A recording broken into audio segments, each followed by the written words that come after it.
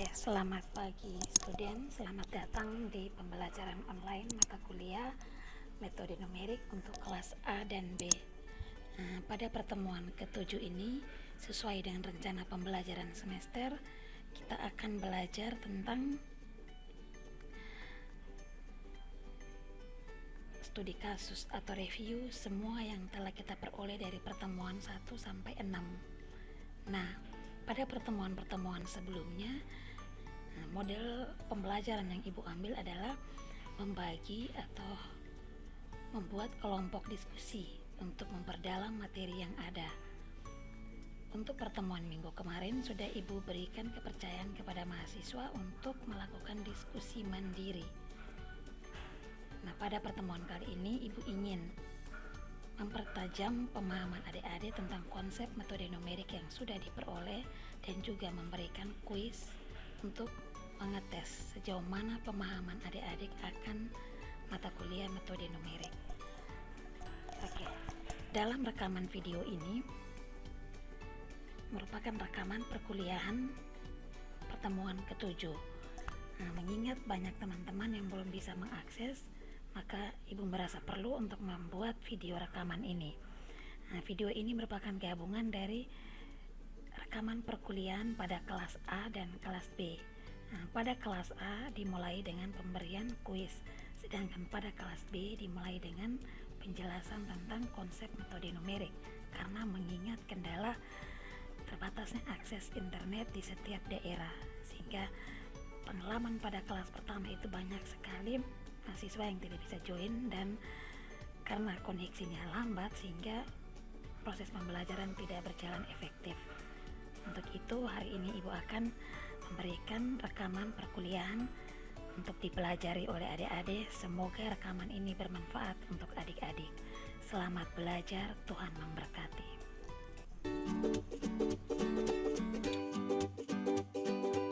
Nah, Ibu lanjutkan. Jadi penggunaan galat ini untuk berbagai bidang itu, kalau bidang kesehatan mereka sangat sensitif karena mereka bersinggungan langsung dengan nyawa seseorang.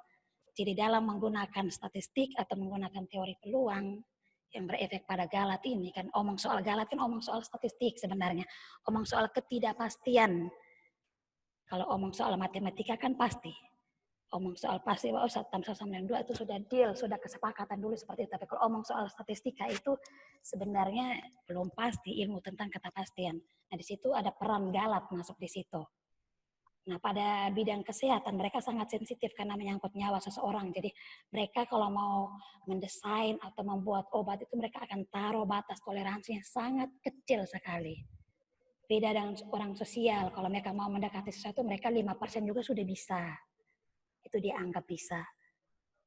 Jadi tergantung kasusnya masing-masing. Oke, semakin kecil galatnya semakin bagus, semakin menuju suatu kebenaran. Nah, kita lanjutkan. Untuk macam-macam galat juga sudah ya. Materi ini kan sudah Ibu bagikan ya. Ibu hanya perdalam lagi biar kalian paham. Nah, ada galat bawaan, galat pemotongan, galat pembulatan. Nah, semua ini kita sudah alami setiap hari. Untuk galat bawaan itu galat yang disebabkan oleh hasil pengukuran kesalahan data awal dan sejenisnya. Nah, itu tuh kadang kita namanya orang bilang human error, pasti ada salahnya. Itu tuh bawaan alamiah itu. Nah, yang kedua galat pemotongan. Galat pemotongan ini galat yang berkaitan dengan metode numerik yang dipakai. Nah, galat ini terjadi kan adanya pemotongan deret tak terhingga yang menyangkut perhitungan nilai suatu fungsi atau nilai desimal. Jadi kadang dalam kasus-kasus tertentu mereka potong sampai berapa angka desimal. Itu namanya galat pemotongan. Dan juga ada galat pembulatan. Oke.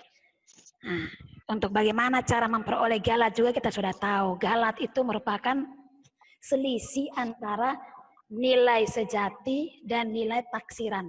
Jadi dalam matematik itu kalian lihat A ada topinya di atas, ini artinya taksiran, nilai perkiraan atau nilai estimasinya itu seperti apa. Nah, kita lanjut ya. Kalau kita bilang galat mutlak itu berarti ada tanda mutlaknya yang mana tidak boleh muncul angka negatif di situ. Oke, Ibu lanjut.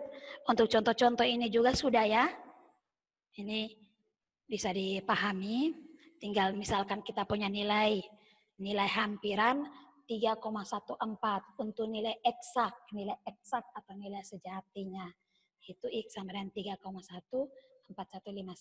Tinggal kita mencari galat dengan menggunakan formula tadi. Ibu pikir ini masih mudah untuk dipahami. Begitu juga dengan galat pembulatan. Semua pasti sudah tahu bagaimana cara membulatkan.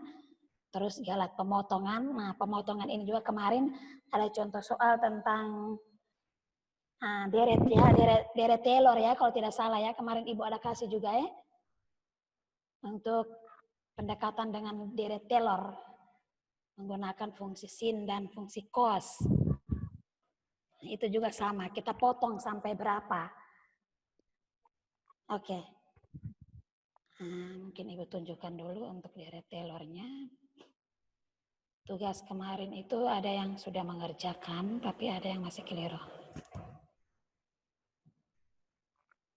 Bentar ya. Itu dibagi dalam bentuk beberapa partisi, Bu, maksudnya itu. Bagaimana? Bagaimana bedanain? Oke, ini deret Taylor berarti